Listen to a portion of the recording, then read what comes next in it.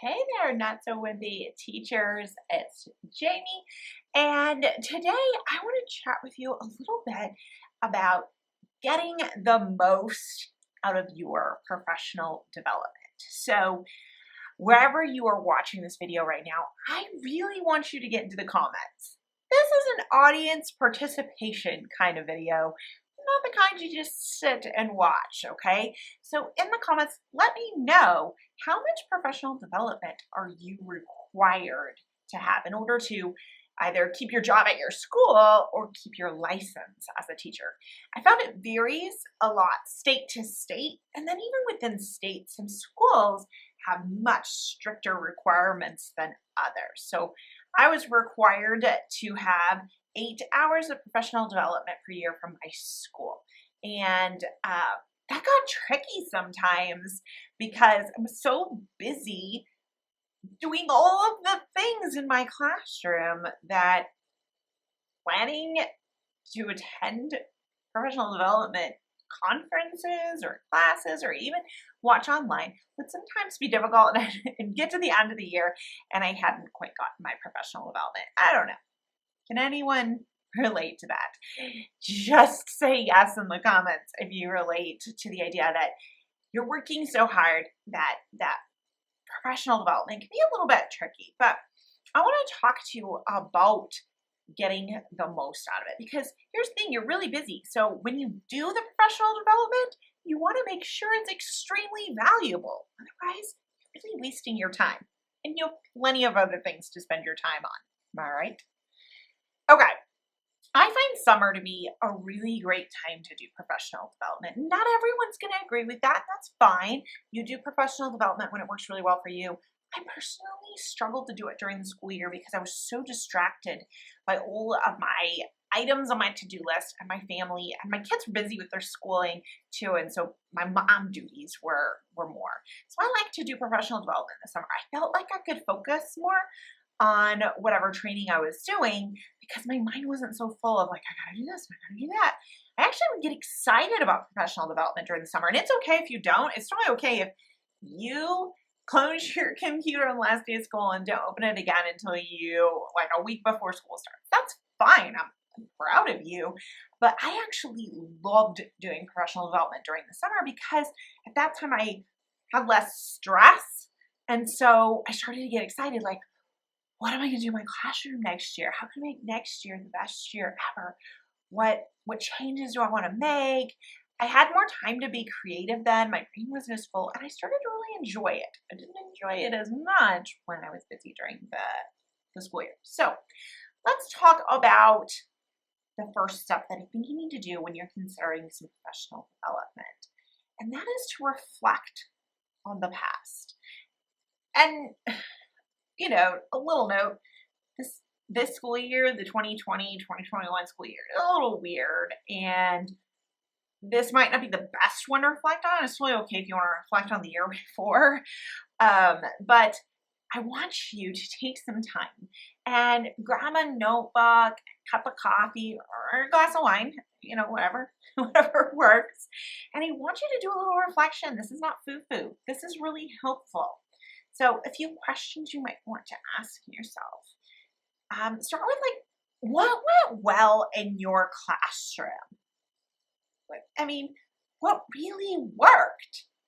And then the flip side, what didn't go so well? And here's the thing, something didn't go well in everyone's classroom. You're not alone. So don't feel guilty when it's like, what didn't go well? And you're like, write this long list.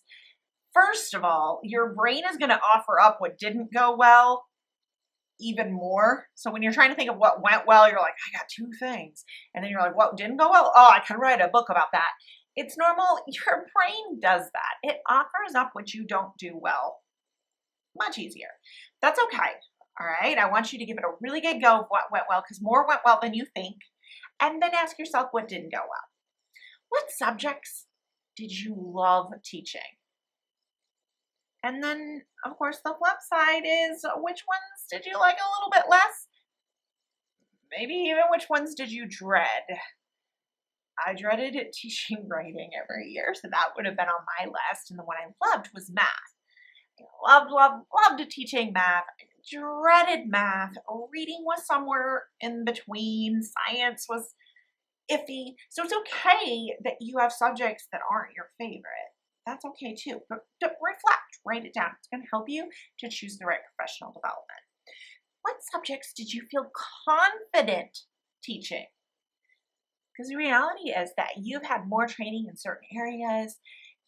Maybe your passion for that subject is what makes you more confident. There's certain subjects that you're like, oh, I got this. I know what I'm doing. For me, it was math. I don't know why, but I just felt really confident in math. My school did a lot of required PD about math during my first couple of years of teaching.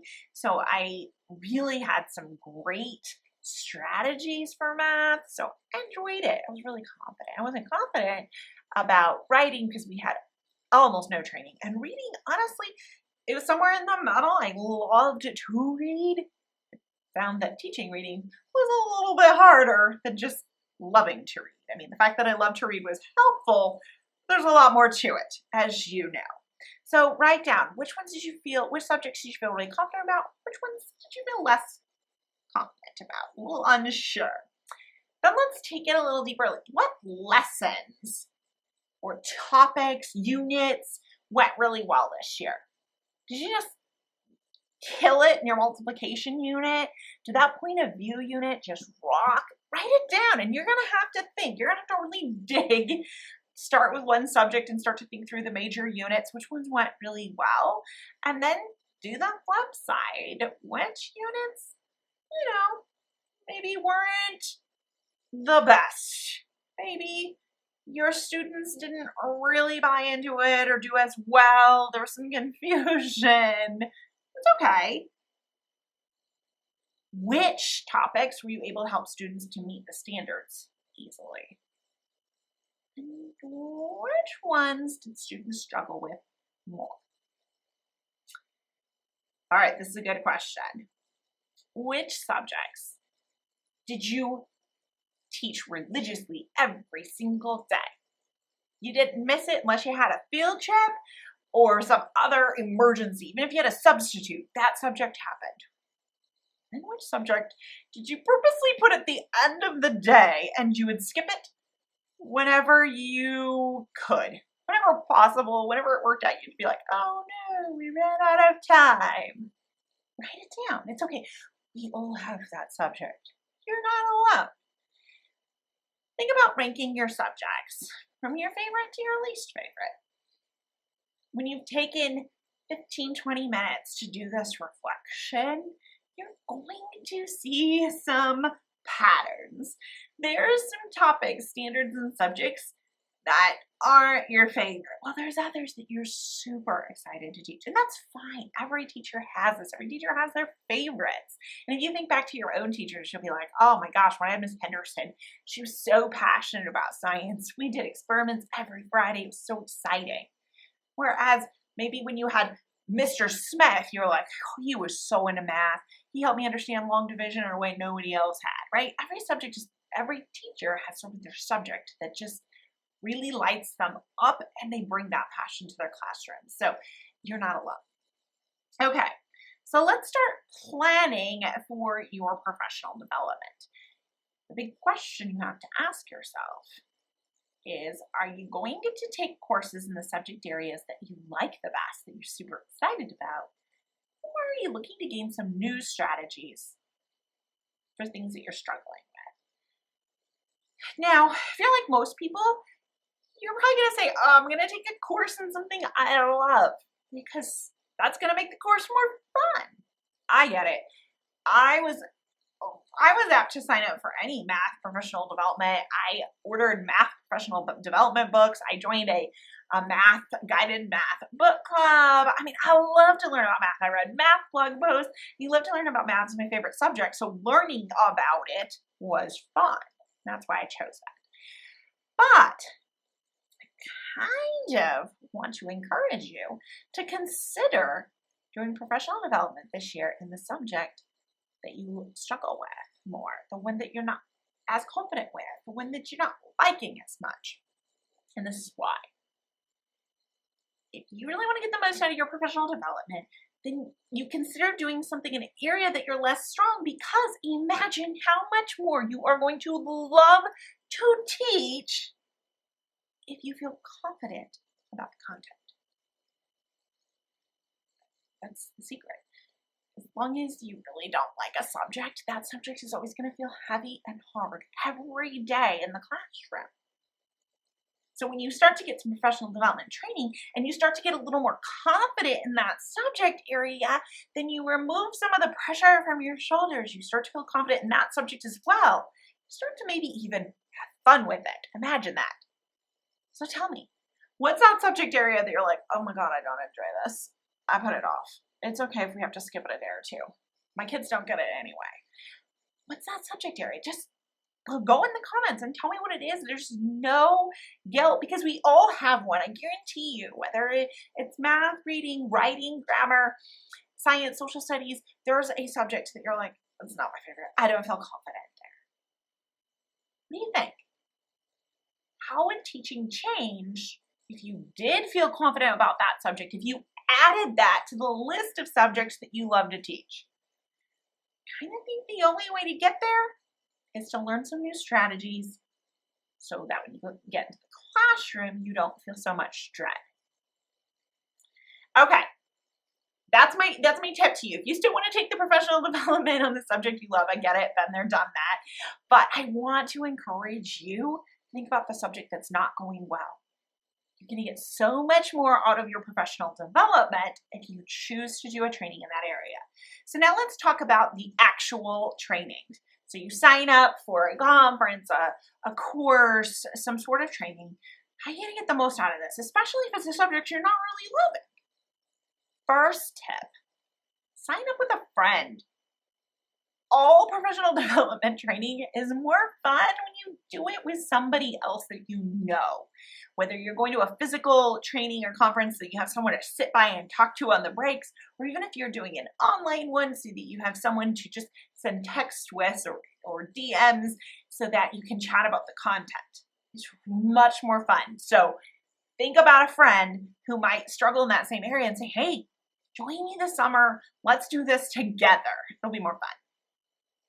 When you're doing a training, it's important that you're looking for a key takeaway. You're not going to remember everything from a professional development training. So if you're looking for even just one key takeaway, something that you're able to implement in your classroom right away, I mean, if you can implement it in the first week or two, even better. Find that key takeaway. It'll make the professional development worth your time. And that is really important because no one wants to waste their time in a professional development they don't learn something. So look for one key takeaway. If possible, rewatch important lessons from your professional development. I know this isn't always possible, but I love to look for trainings where I'm able to watch and rewatch the training. Because sometimes there's just one lesson that you're like, whoa, that is the answer. That's the key. And then you need to watch it again, like maybe right before school starts, so you can remember the key details. So I love looking for courses like that. I get more out of them when I can go back and rewatch when I need more motivation or I forget some of the strategies. So that goes along with my next tip, which is to consider looking for online courses because they offer a lot of flexibility and convenience. I love online courses now. I feel like there's tons of online courses since COVID. I love them. I mean, there's not a lot of great things that came out of COVID, but that might be one of them. The thing about online courses is I can watch them in my pajamas on my couch. I don't have to get all dressed, fight the traffic, go somewhere and leave my home. So during the summer, I can just watch it when I get up in the morning and I'm just having my alone time. I can watch it in the evening after the kids go to bed. Heck, I could watch it out by the pool in my swimsuit if I wanted to. So look for those online courses just to add that extra flexibility. I feel like I enjoy those so much more. What about you?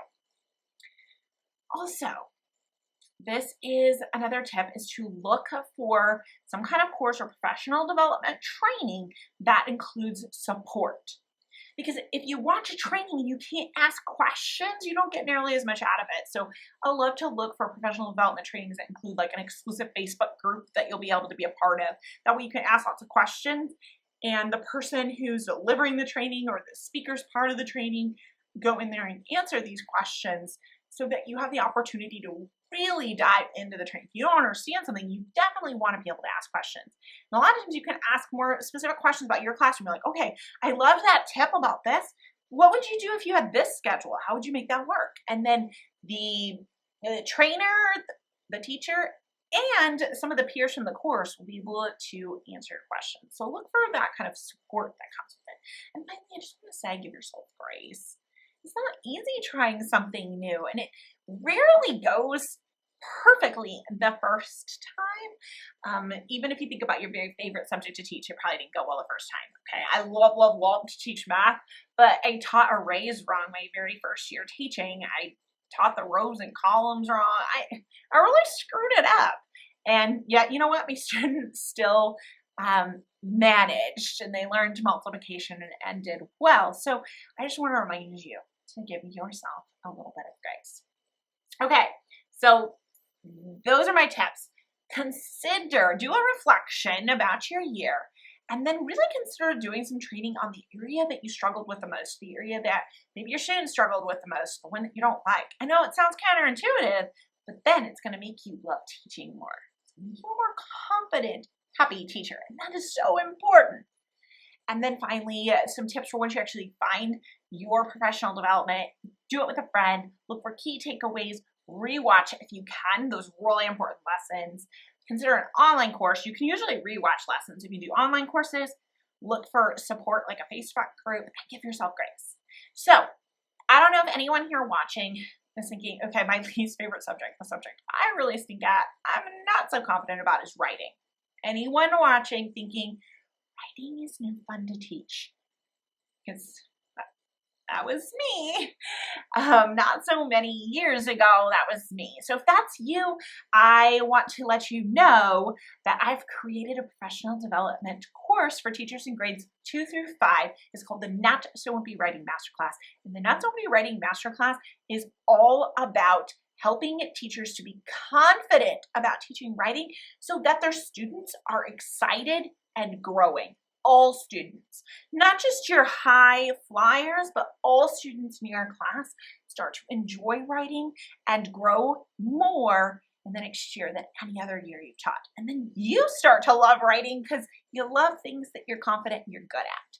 So if you need that confidence boost with writing, you need some new strategies for teaching writing, I want you to go ahead and get on the wait list for the masterclass. The link is in the description. The thing is, we only offer the Not So Wimpy Writing Masterclass once per year. We really give so much during the course. It's really flexible. You can watch it whenever you want. You can rewatch it, but we also have a Facebook community where we give a lot of support. And since it takes so much work, we can only offer it once per year, and it is this summer. I don't want you to miss. It's June 21st when it becomes available. Get on the wait list so that you're one of the first to know about it. It's notsowimpyteacher.com/waitlist. The link is also in the description. So if you're looking for other professional development, if writing isn't the one that you don't feel confident about, if it's another subject area, I wish you the best. There's so many great professional development programs out there right now. Doing a Google search, I hope you find the program that's right for you and that you're able to get the very most out of it. All right, have a not so wimpy day.